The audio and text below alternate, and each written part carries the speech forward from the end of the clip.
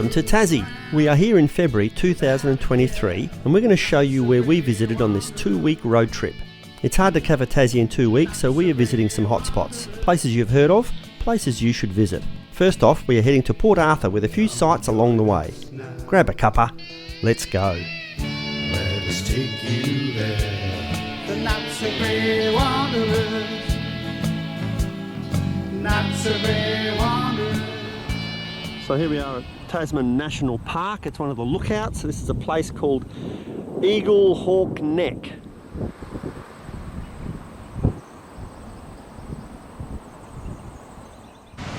On our way to Port Arthur we see the tessellated pavement, so let's have a look, see what that's all about. So it's all to do with the salt getting in the cracks. Low tide, the salt dries out and expands and pushes the rocks apart. And it all started 250 million years ago.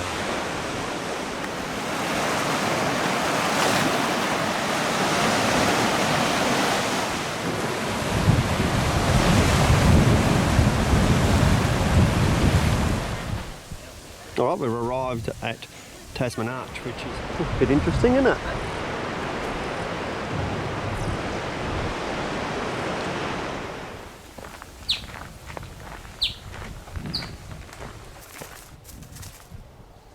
There he is. Yeah. There you go, let's come back this way. Whoop. Whoop. You're alright, buddy.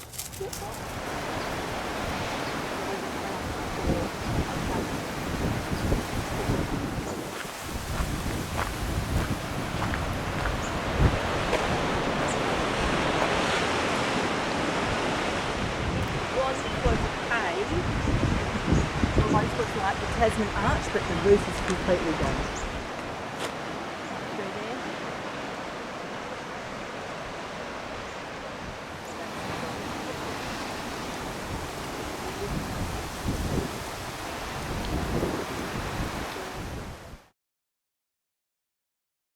So built by convicts in the mid-1800s, flour mills, penitentiaries, hospitals, all built by convicts from sandstone quarries up the back there somewhere.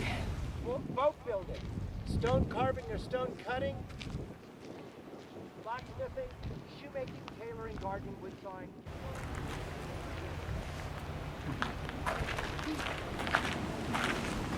This is some of the cells that you were locked in if you're a bad boy.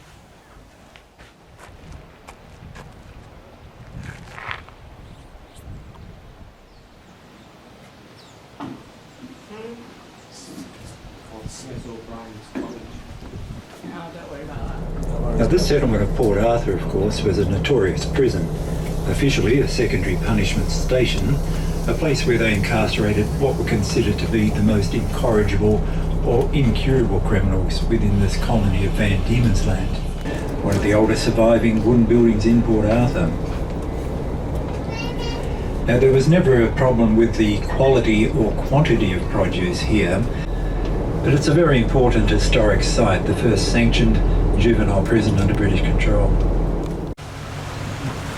So one of the things you may have noticed while you're over in the settlement is the physical separation between the free people, that's our public servants, Point Poor. Now you would have heard about Point Poor right, you may well have heard it other parts. There's a little map coming around. Now Poor is the Latin word for boy or youth, first boys' prison in the British Empire. Ran from 1834 to 1849. Now over that time there were about 2,500 boys that were out there on that place. Maximum number day to day about 800. Now they ranged in age from 9 to about 17. There were some older ones, but they were described as being a little bit simple, perhaps a little bit effeminate. There's around 40 to 50 of these young lads that passed away when they were at Point Poor, and as felons and convicts, they're buried here. Now, the Reverend John Allen Mann decided that convicts would not be remembered, and sadly we don't have any grave markers for these poor young fellows from Point Poor. See the old tree stump, there's a few bits missing. So late last year they had a little bit of a gardening effort. Now sadly in the 1920s they wanted to treat this place like a proper cemetery. I have no friends here, they write to your family. months for that letter to get back to somewhere in the British Empire. Might be the West Indies, might be Ireland, might be Scotland. Then it might take another 6 months to get that money back here to pay for that stone. By that stage, you're buried over here, your stone there to side. Now John Johnson was also a stonemason. So you can just imagine, he's convicted of this terrible crime. They're going to stick him on a hulk in the Thames? Of course not. They're going to send him out to the colonies because he's got a skill. A, we need it to build the colony. B, we need him to teach the others how to be stonemasons. Now George was always in and out of trouble. He was insolent, he was a standover man, he was a bully, he was a thug, he was a thief. He couldn't keep out of trouble. He even broke into the commandant's house and stole his watch and some money. Now he couldn't, as I say, keep out of trouble. He must have liked the place because he came back to Port Arthur 6 times. His grave marker for a young soldier, Robert Young. Now Robert Young, he'd accompanied the commandant and doctor over to Point Pua to do their last rounds. Got back, the commandant's jet, he stepped off. Now he's wearing all his greatcoat, all his gear, and probably his rifle slung over his shoulder, straight to the bottom. Now despite him being their jailer, the convicts actually jumped in the water to try and save him. It's a man's world. It might be a very misogynist world, but that's how it was. Poor old Anne passes away, and she's Anne Wyfold. Not Anne Gibbons, she's Anne Wyfold. Mr. Gibbons, soldier. Now sadly, Anne died giving birth to a little girl.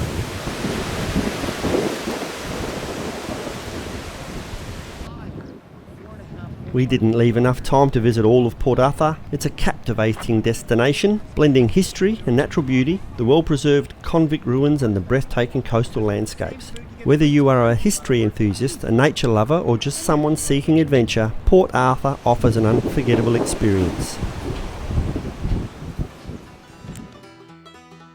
Now we are heading back to Hobart, where there is some old beautiful boats on display, part of the wooden boat festival that had just happened here. We are meeting friends for dinner at the Drunken Admiral. Great food and great company. Put the Drunken Admiral on your dinner list.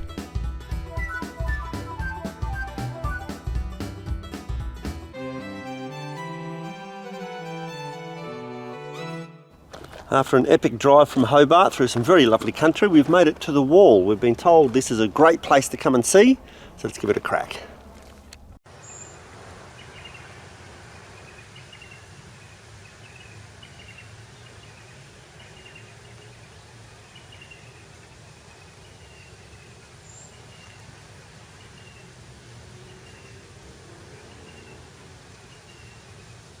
Of walks you can do at the St Clair Lake.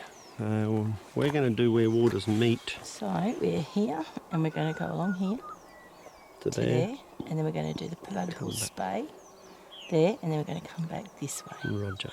If we're not back There we by beer o'clock, send out a search party. So we went to the Wall, which was a sculpture done by one fella named Greg. It was really, really impressive, but no cameras, no video. All you do is memories. It's very well done, but unfortunately nothing to show you. So now we're at St Clair and we're going for a walk because we need one. Pink mountainberry, Cyathidos parafolia.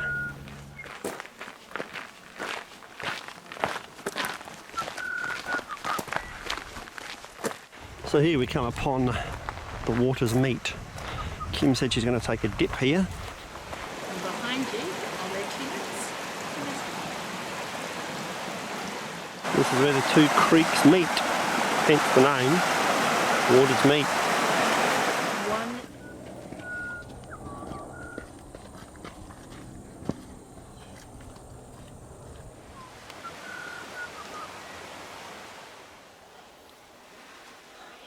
His nose.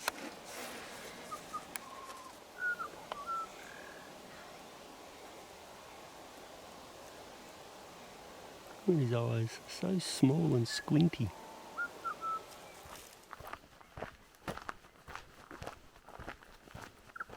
It's cool through here. The boardwalk is really well made.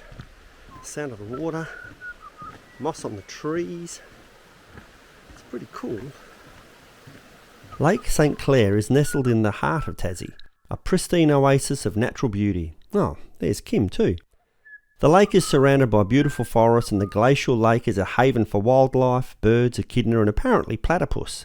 There are boat rides available and plenty of hikes along the shore. An unforgettable escape. Oh, and the accommodation's good too. So we've stopped at a place called Steps, and there's some sculptures here, hence the name Steps Sculptures. Let's have a look. Dedicated to those who share in the love and care of the Highlands of Tasmania from the past to the future. So what do you think, Kim? I think it's great.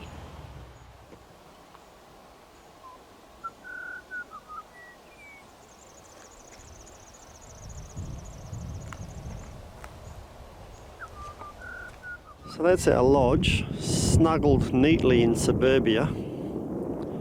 There's nothing around, just this damn wall.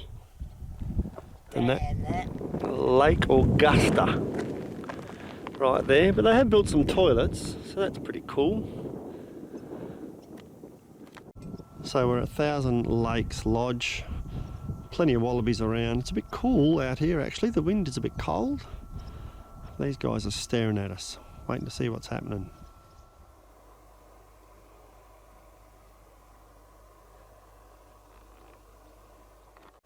Kim just saw some water disturbance over there. She thinks it's a platypus.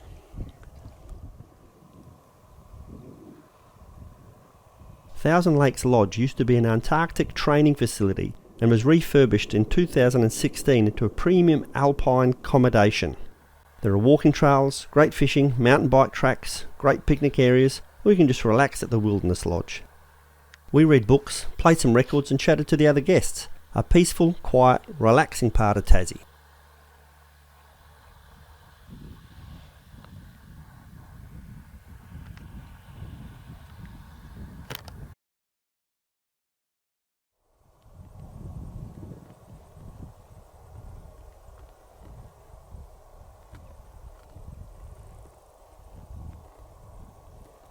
Yep, he just stuck his head up to say hello. Having a little rest. Been a busy morning.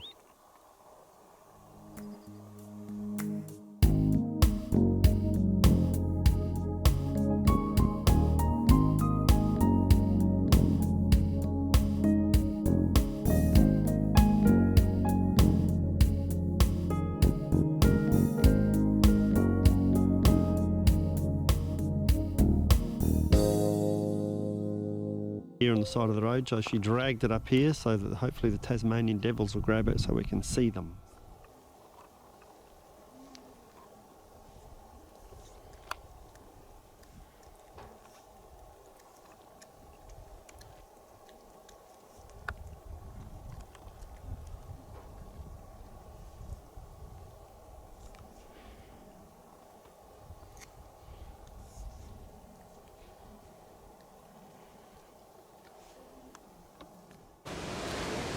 So we've popped into Launceston and Cataract Gorge. Bit of walking, a little bit of, what is that chairlift thing called? Chairlift thing. A lot of people swimming, a swimming pool, cafe. It's quite nice.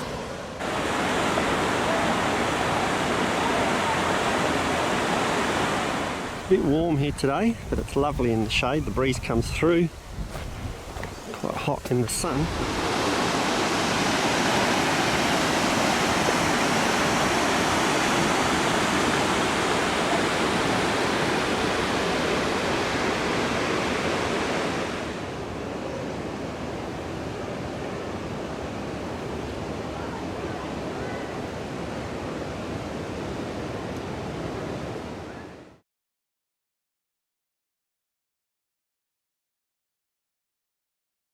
Attach one with your carabiners, because what was the rule of these ones?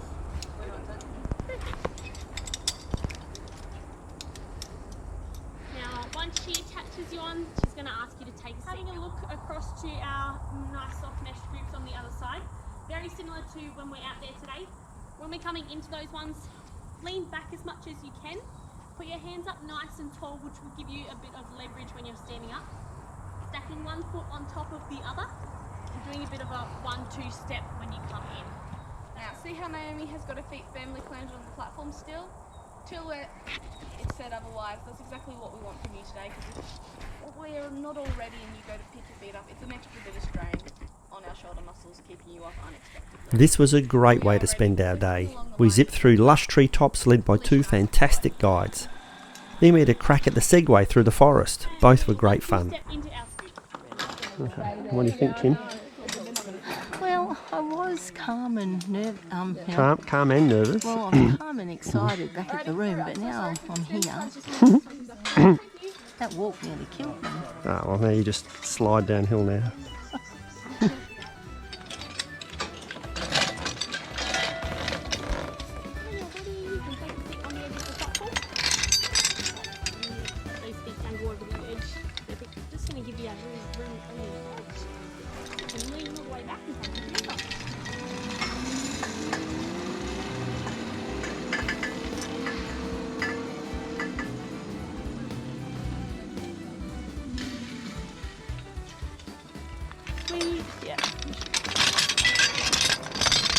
When you're ready, you can take some seats. Feet angle over the edge. Yep. Just going to give you a wriggle over the edge.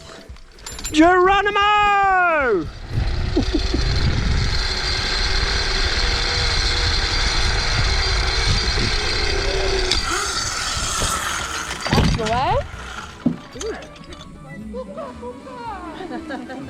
A cooker bird. Lovely job, that's it. Pretty. What sort of bird was that? It's a dove. Ah, there we go. Have fun. Cheers.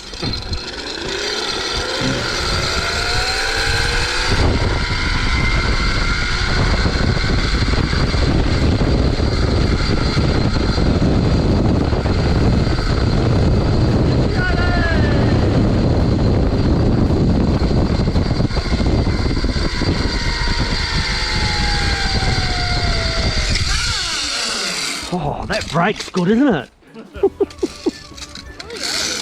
Come on, pull! Pull! You can do it, one more!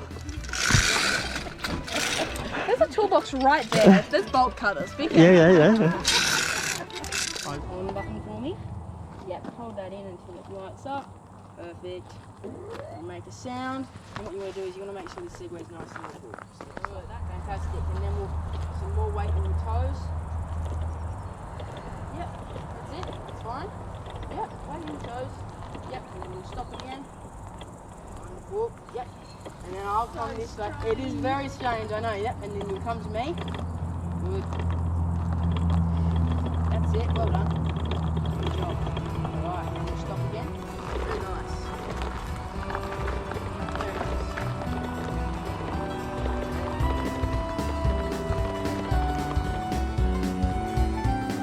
Like a natural.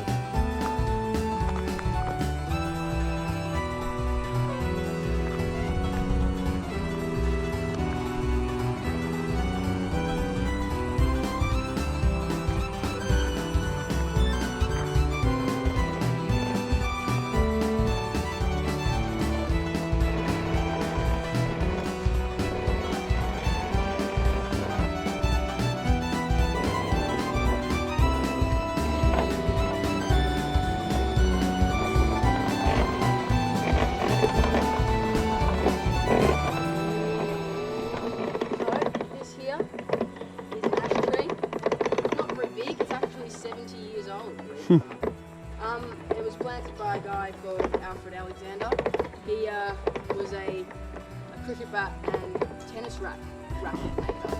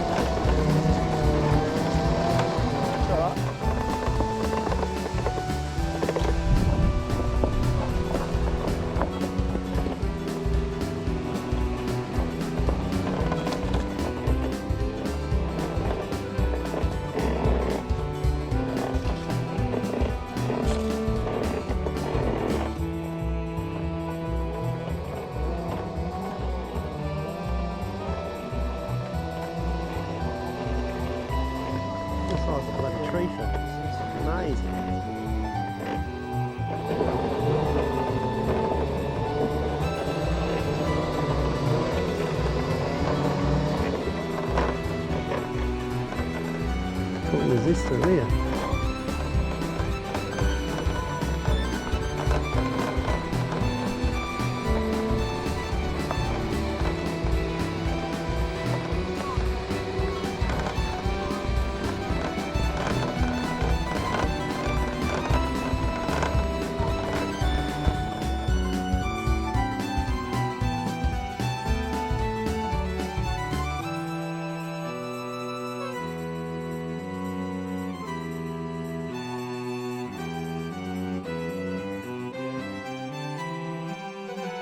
We have more of Tassie to show you in the next episode as we finish off this 2 weeks here.